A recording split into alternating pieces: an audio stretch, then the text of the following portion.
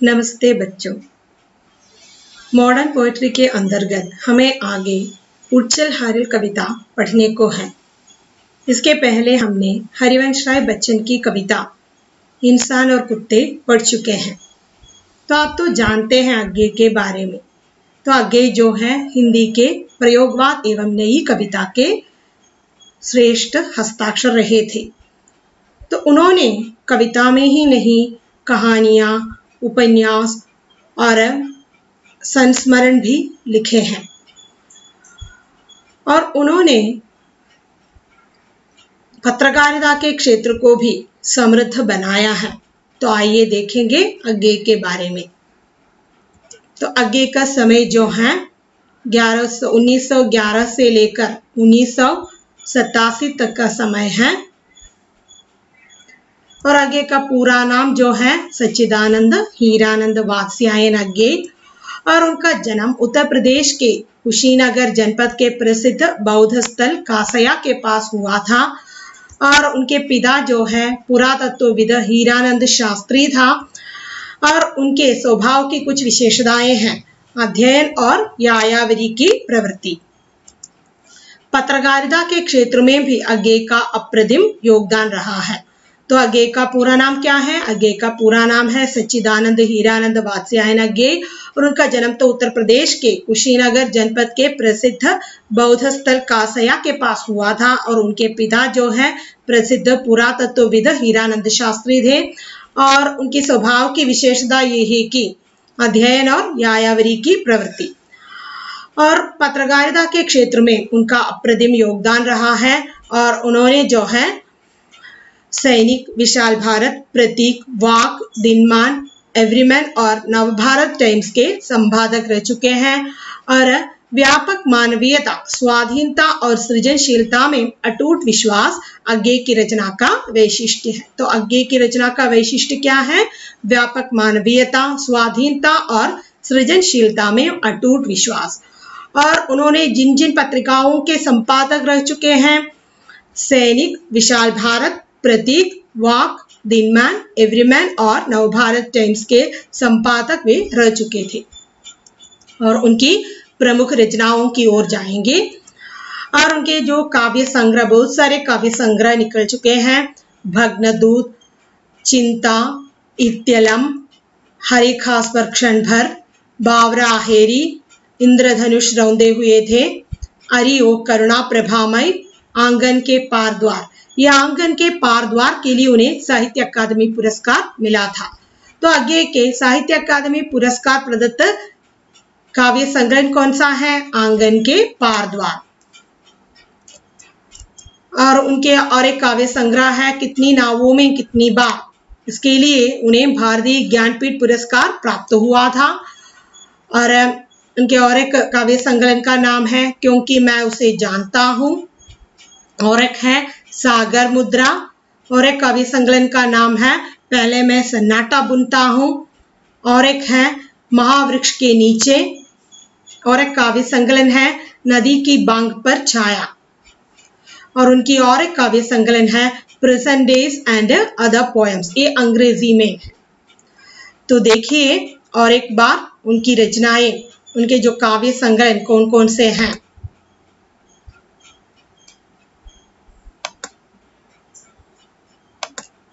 उनके बहुत सारे जो काव्य संग्रह निकल चुके हैं पहले भी, और ये उनकी एक काव्य संकलन पर उन्हें भारतीय ज्ञानपीठ पुरस्कार प्राप्त हुआ था और उनके और एक काव्य संकलन पर उन्हें साहित्य अकादमी पुरस्कार भी प्राप्त हो चुके हैं।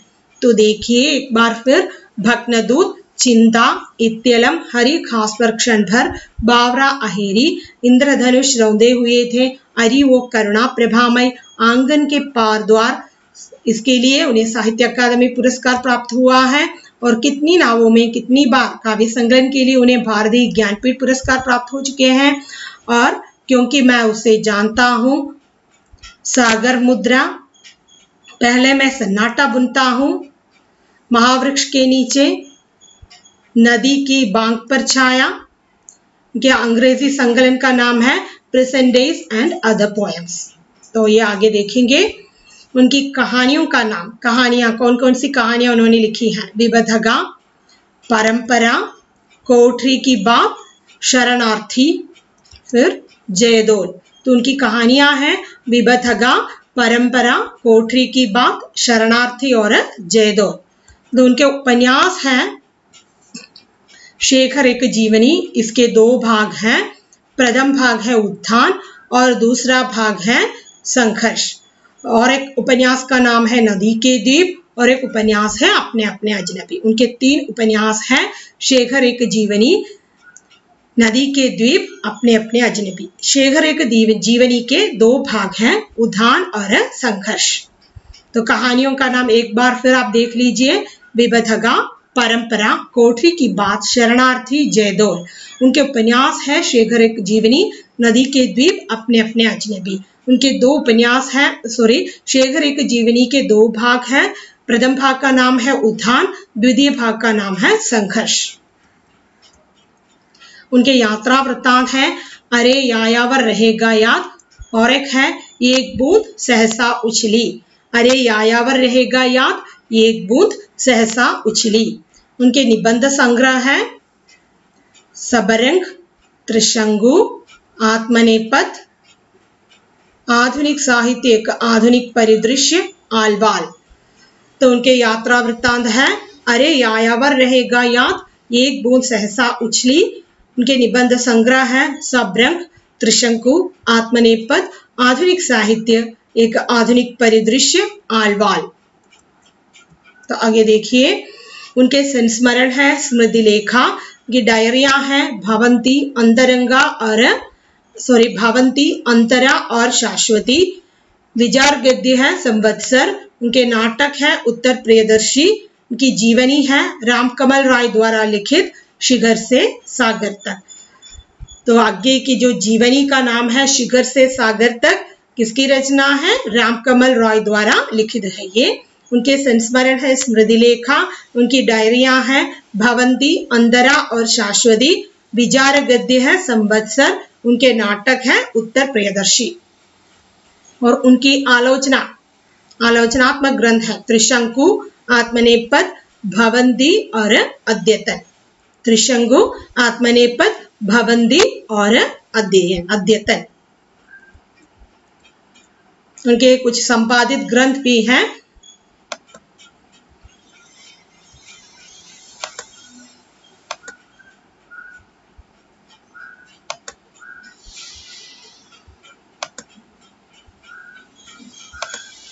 उनके कुछ संपादित ग्रंथ भी हैं। आधुनिक हिंदी साहित्य, ये तो निबंध संग्रह है। तार सप्तक है, ये तो आप जानते हैं, तार सप्तक, दूसरा सप्तक और तीसरा सप्तक, ये सब जो है कविता संग्रह है, काव्य संकलन है। और उनके तार सप्तकों का जो संपूर्ण रूप भी प्रकाशित हो चुके हैं और नए एकांगी फिर रूपांबरा। तो देखिए संपादित ग्रंथों का नाम आधुनिक हिंदी साहित्य, तार सप्तक, दूसरा सप्तक, तीसरा सप्तक, संपूर्ण, नए एकांगी, रूपांबरा। तो इतना ही उनकी रचनाएं हैं। संपूर्ण रचनाओं को मैंने इकट्ठा करने का प्रयास किया है। तो आइए देखेंगे उच्चल हारिन कविता। तो उच्चल हारिन, इसमें जो है हारिन पक्षी को एक प्रतीक के रूप में कवि ने अपनाया है। यह हारिन पक्षी जो है लघु मानव का, नव युवकों का प्रतीक के रूप में उन्होंने इस्तेमाल किया है इस कविता में। यह हारिन पक्षी जो है महाराष्ट्र के राष्ट्रीय पक्षी है, राज्य पक्षी है। इसे अंग्रेजी में जो है येलो फुटेड ग्रीन पिजियन कहते हैं। ये तो इनकी विशेषता ये है कि ये तो ऊंचे ऊंचे पेड़ वाले जंगलों में बसते हैं और पीपल और बरगद के पेड़ों में ही ये पक्षी जो है घोंसला बनाता है। और उनकी और एक विशेषता यह है कि ये जमीन पर बहुत कम उतरते हैं। अक्सर ये है पेड़ों पर ऊंचे स्थानों पर ही बैठते हैं। यही इस पक्षी की विशेषता है। तो कवि ने इस पक्षी को नव युवकों के लिए, ये नव युवकों के प्रतीक के रूप में इसमें इस्तेमाल किया है। तो नव युवकों को अपने पद की ओर अग्रसर होकर आगे बढ़ना चाहिए, यही आह्वान कवि इस कविता के जरिए देना चाहते हैं। आइए देखेंगे कविता की पंक्तियां। उच्चल हारिन लिए हाथ में यही अकेला ओछा तिनका, उषा जाग उठी प्राजी में, कैसी बाट भरोसा किनका। तो यहाँ पर हारिल जो है एक पक्षी है, महाराष्ट्र के राज्य पक्षी है, ये नवयुवकों का प्रतीक है। ओछा का मतलब है छोटा, तुच्छ, और प्राची का मतलब है पूर्व दिशा, उषा का मतलब है प्रातःकाल, भोर, बाट का मतलब है राह, रास्ता, भरोसा का मतलब है आसरा। तो देखेंगे इन पंक्तियों का अर्थ। तो कवि जो है हारिल पक्षी से बताते हैं, हे हारिल पक्षी, कवि बताते हैं, हे हारिल पक्षी, अपने हाथों में उड़चल हारिल लिए हाथ में, अपने हाथों में यही अकेला ओछा तिनका, ये ओछा, ये तुच्छ प्रतीत होने वाले तिनका हाथ में लेकर तू ऊपर की ओर उड़ता चल, ऊपर की ओर उड़ान भर लो। तो कवि हारिल से क्या बता रहे हैं? कवि बता रहे हैं, हे हारिल पक्षी, अपने हाथों में एक अकेला यानी कि छोटा सा तिनका लेकर उड़ान भर लो। उषा जाग उठी प्राजी में, कैसी बाट भरोसा किनका।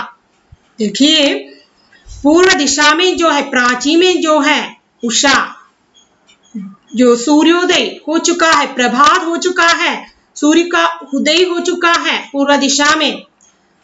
तो तुम्हें क्या करना है? कैसी बाट, तुम्हें अपनी रास्ते में भरोसा किनका, किसका भरोसा करते हुए तू बैठे हो? किसी का भी भरोसा मत करना, तुम्हें आगे की ओर बढ़ना चाहिए।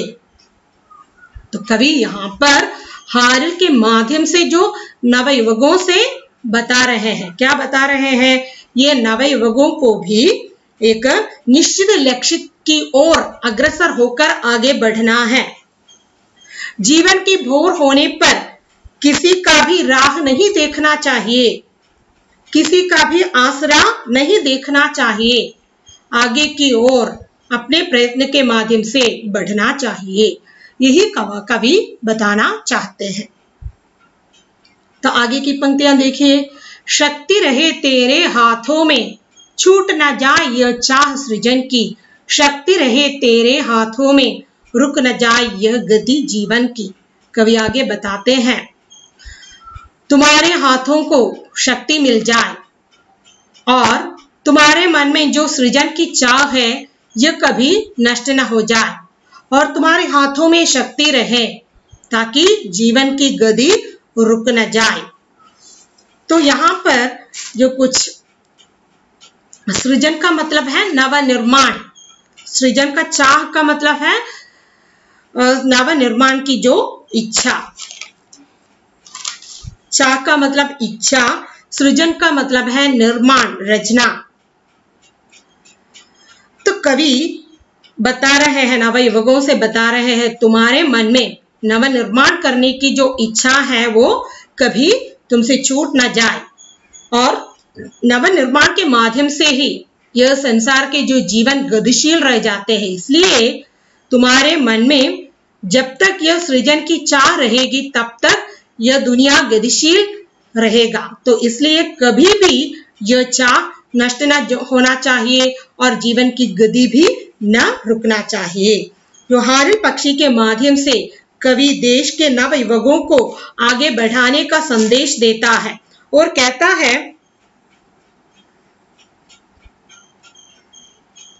तुमसे सृजन अर्थात जीवन की चाह नहीं टूटना चाहिए, जीवन की गति भी नहीं रुकना चाहिए, क्योंकि हमेशा मन में एक चाह होना चाहिए, नव सृजन की एक चाह होना चाहिए। इस सृजन से ही जीवन की गति आगे की ओर बढ़ते चले जा रहे हैं। तो यही कवि बताना चाहते हैं। एक बार फिर देखिए, कवि हारिल पक्षी के माध्यम से नवयुवकों को प्रेरणा देते हैं। तो कहते हैं, हारिल पक्षी तू अपने हाथ में ये तुच्छ सा प्रतीत होने वाले तिनका लेकर उड़ान भर लो। तो पूर्व दिशा में क्या हो गया है? पूर्व दिशा में सूर्योदय हो चुका है और तुम्हें अपने रास्ते में किसी का भी भरोसा मत करना चाहिए, तुम्हें आगे की ओर बढ़ना चाहिए। तो कवि आगे बता रहे हैं कि तुम्हारे हाथों में शक्ति रहे और तुम्हारे मन में जो चाह है, सृजन की जो चाह है, वो कभी टूट ना जाए। और तुम्हारे इसके माध्यम से, इस सृजन शक्ति के माध्यम से ही जीवन की गति आगे की ओर बढ़ रहे हैं। तो इसलिए कभी भी यह जीवन की गति नहीं रुकना जाए, यही कवि बताना चाहते हैं। तो आगे की पंक्तियां देखिए। ऊपर ऊपर ऊपर ऊपर बढ़ा चीरता चल दिग्मंडल, अनथक पंखों की चोटों से नभ में एक मचा दे हलचल। तिनका तेरे हाथों में है अमर एक रचना का साधन, तिनका तेरे पंजों में है विधना के प्राणों का स्पंदन। तो कवि यहाँ पर हारिल पक्षी को प्रेरित करते हुए कह रहे हैं, यानी कि नव युवकों को प्रेरित करते हुए कह रहे हैं। तो हारिल पक्षी से वो कह रहे हैं, हे हारिल पक्षी, अधिक ऊपर उड़ान भर लो। तो अनंत आसमान में उड़ान भर लो। तो आप देखिए, चीर का मतलब है चीरफाड़ करना, दिग्मंडल का मतलब है दिशाएं, अंत का मतलब है बिना थके हुए, चोटों का मतलब है प्रहार से, नभ का मतलब है आकाश, और विधना का मतलब है ब्रह्म विधाता, स्पंदन का मतलब है धड़कन। तो आइए देखेंगे इसका भावार्थ। कवि हारिल पक्षी को प्रेरित करते हुए कहते हैं कि हारिल पक्षी, तुम अधिक ऊपर उड़ लो, अधिक यानी कि आनंद आसमान में उड़ान भर लो, और उड़ते समय बढ़ा चीरता चल दिग्मंडल, चलते समय तुम सभी दिशाओं को, दिग्मंडल का मतलब है सभी दिशाओं को चीरता हुआ आगे बढ़ लो, सभी दिशाओं को भेदते हुए आगे बढ़ लो। अनथक पंखों की चोटों से नभ में एक मचा दे हलचल। तो चलते समय तुम्हारे कभी न थकने वाले पंखों की चोटों से, कभी नहीं थकने वाले तुम्हारे पंखों की जो प्रहार से, पंखों के प्रहार से आकाश में एक प्रकार के मलचल हचा के तुम आगे, हलचल मचा के तुम आगे की ओर बढ़ता चले।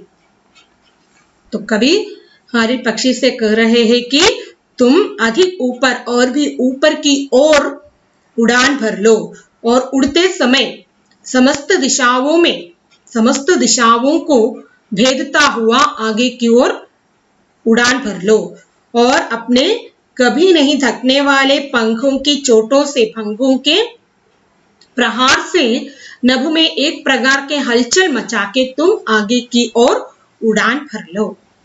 और आगे कवि जो है इन हारिल पक्षी के जो पंजों में, जो हाथों में जो तिनका है, उस तिनके की विशेषताओं के बारे में बता रहे हैं। ये तिनका जो है उतना निसार चीज नहीं है।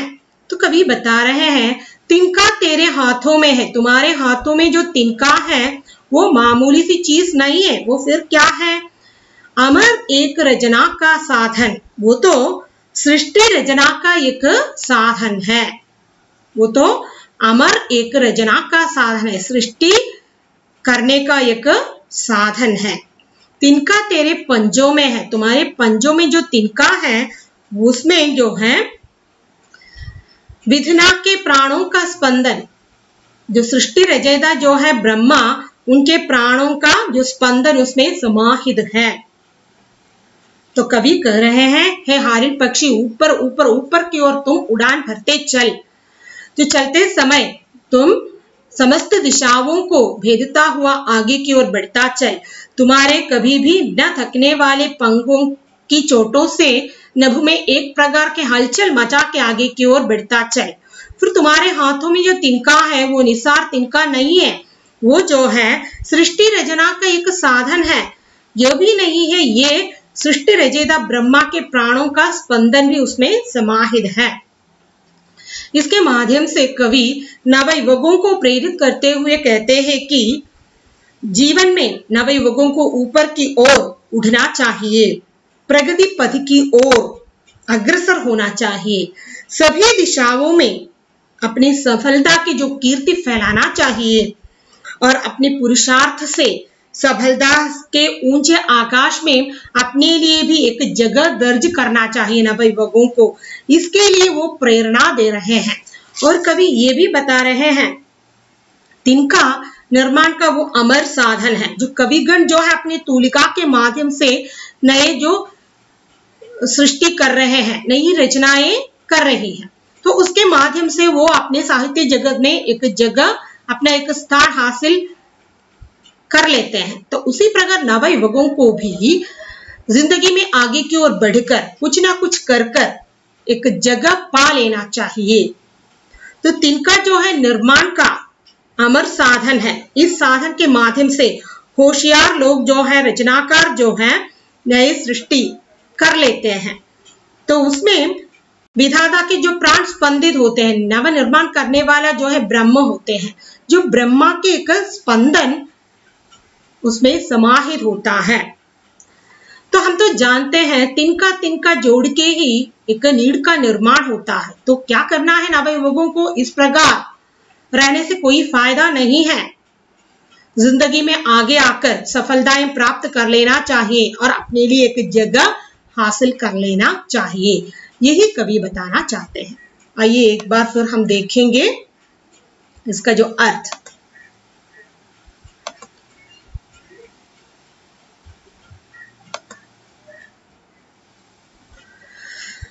यहाँ पर हारिल पक्षी जो है नवयुवकों का प्रतीक है। तो कवि हारिल पक्षी के माध्यम से नवयुवकों को प्रेरणा देते हैं। तो कवि बता रहे हैं, हारिल पक्षी तो अपने हाथ में एक तुच्छ सा प्रतीत होने वाला तिनका लेकर उड़ान भर लो। प्राची में जो है सूर्योदय हो चुका है, पूर्व दिशा में सूर्योदय हो चुका है। तुम्हारे रास्ते में किसी का भी भरोसा मत करना, आगे की ओर बढ़ता चल। तुम्हारे हाथों में शक्ति रहे, तुम्हारे मन में जो सृजन की चाह है वो कभी छूट न जाए। इस सृजन की चाह से ही जीवन की गति आगे की ओर बढ़ते चले जाते हैं। जब तक यह सृजन की चाह रहेगी तब तक यह जीवन की गति नहीं रुकेगी। तो यही कवि बताना चाहते हैं। आगे वो बताते हैं कि हे हारिल पक्षी, तुम ऊपर की ओर अधिक जोर से आनंद आसमान में उड़ान भर लो। तो उड़ते समय समस्त दिशाओं को चीरता हुआ आगे बढ़ता चल और अपने कभी भी न थकने वाले पंखों की चोटों से आकाश में हलचल मचा के तो आगे की ओर बढ़ता चल। फिर तुम्हारे हाथों में जो तिनका है वो एक निसार तिनका नहीं है, वो जो है सृष्टि रचना के एक अमर साधन है। उसमें जो है सृष्टि रचयिता ब्रह्मा के प्राण स्पंदित होते हैं। इसके माध्यम से वो नवयुवकों को प्रेरणा देते हुए कहते हैं कि नवयुवकों को भी एक निश्चित लक्ष्य के साथ आगे बढ़ना चाहिए। जीवन की भोर होने पर ना ही किसी की राह देखनी चाहिए, ना ही किसी का आसरा करना चाहिए। ईश्वर प्रदत्त शक्ति के साथ कर्म पथ पर आगे बढ़ते समय नवयुवकों के मन में न तो रचना का भाव कम पड़ना चाहिए, ना ही उनके जीवन की गति में कोई अवरोध आना चाहिए। फिर नवयुवकों को जीवन में ऊपर की ओर उठना चाहिए, प्रगति पथ की ओर अग्रसर होना चाहिए और सभी दिशाओं में उनकी सफलता या कीर्ति फैलाना चाहिए उन्हें, और अपने पुरुषार्थ से अपने सफलता के ऊंचे आकाश में अपनी एक उपस्थिति दर्ज करना चाहिए। और जो तिनका निर्माण का एक अमर रचना का जो साधन है, तो इस साधन में होनहार लोग और रचनाकार नए नए सृष्टि कर लेते हैं। तो उसी प्रकार जो है नवयुवकों को भी आगे की ओर जीवन पथ में आकर अपनी एक नई सृष्टि, अपने कर्म पथ पर उन्हें अग्रसर होना चाहिए, यही कवि बताना चाहते हैं। तो आज के लिए इतना ही है। अगले दिन में अगले वीडियो के साथ मैं फिर से हाजिर हो जाऊंगी। तब तक के लिए विदा लेती हूँ। धन्यवाद।